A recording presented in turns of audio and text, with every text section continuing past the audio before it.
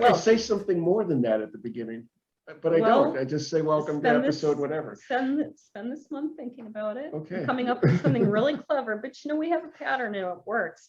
So I think the most important thing this month, is to totally show off the 6th grade girl nail polish here.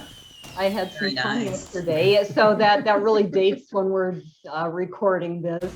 We were at the dollar store, and all of a sudden I was like, wait, I can get red, white, and blue nail polish for $1 a piece. So I was sitting there in the car trying to do it while the car was lurching, and eventually I went, this is like that episode or that scene in Airplane where she's trying to put on the makeup as the plane's crashing. I said, maybe I should wait for a red light. So for everyone out there, if you're watching on the outtakes on YouTube, you can see this.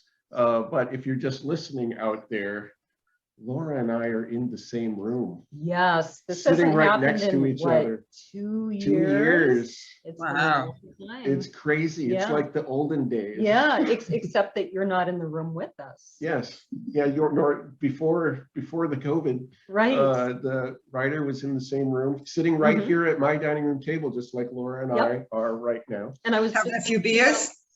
Yeah, I was just talking about that with Chris this morning and saying, I really like doing it in person, but this has also opened us up that we can interview people from New England, we've interviewed, I think, some people from overseas, haven't we? I think so. I think so. Yeah, we did, because there was somebody who joined us in the middle of the night. Right. Yeah.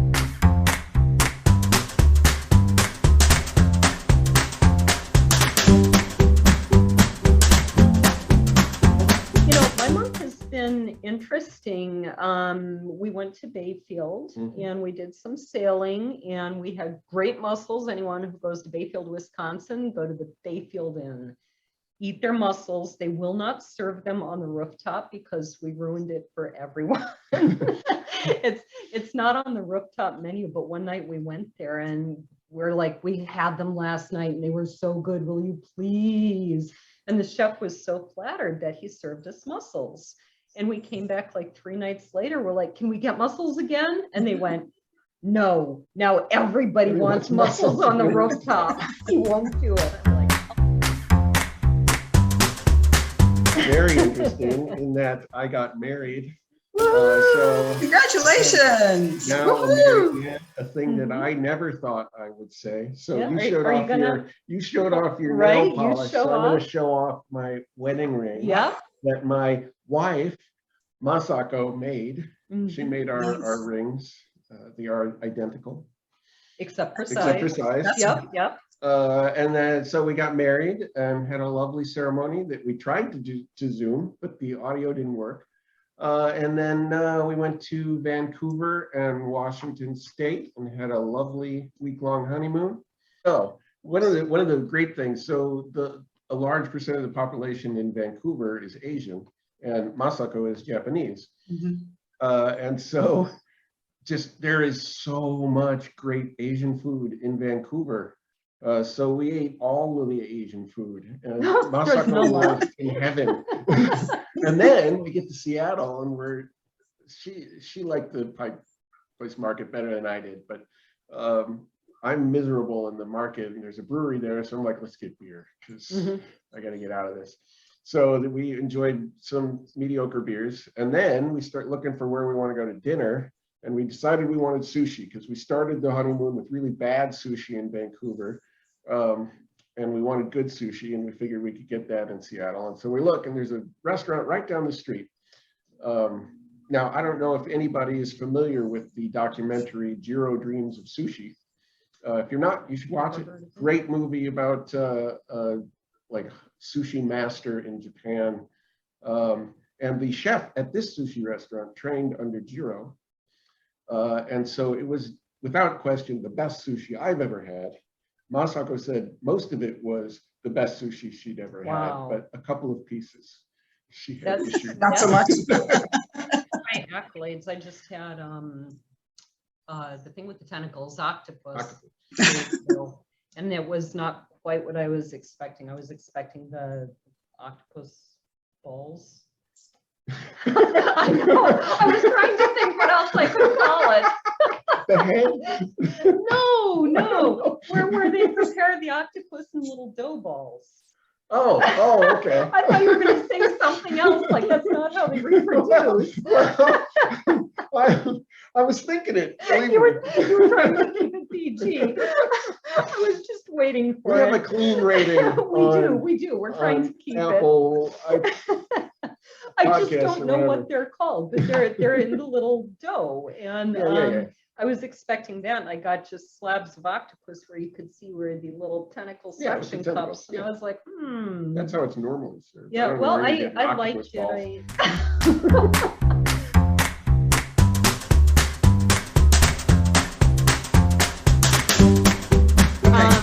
You said time can't be changed, and yet I believe you've written some articles about each episode of Time Tunnel for a site called Time Travel Nexus. Yes, And I the did it.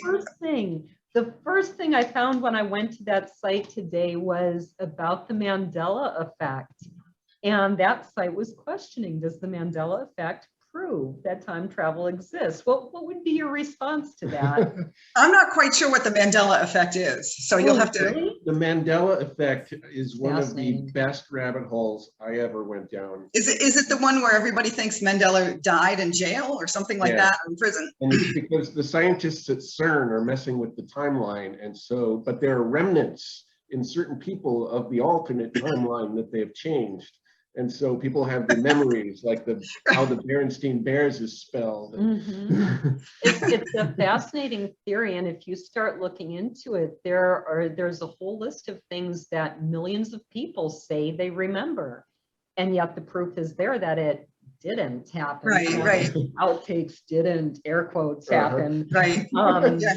So, well, if you didn't know about that, then I experienced that in my own family. Anyway, I'll say, "Oh, do you remember when such and such happened?" And I'll just get the blank looks from everyone. So it's like, okay, well, maybe that's the Mandela effect. It only happened to me.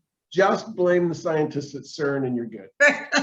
this is a motto to live by the rest of my life. It wasn't. They made it so my brother didn't break that window.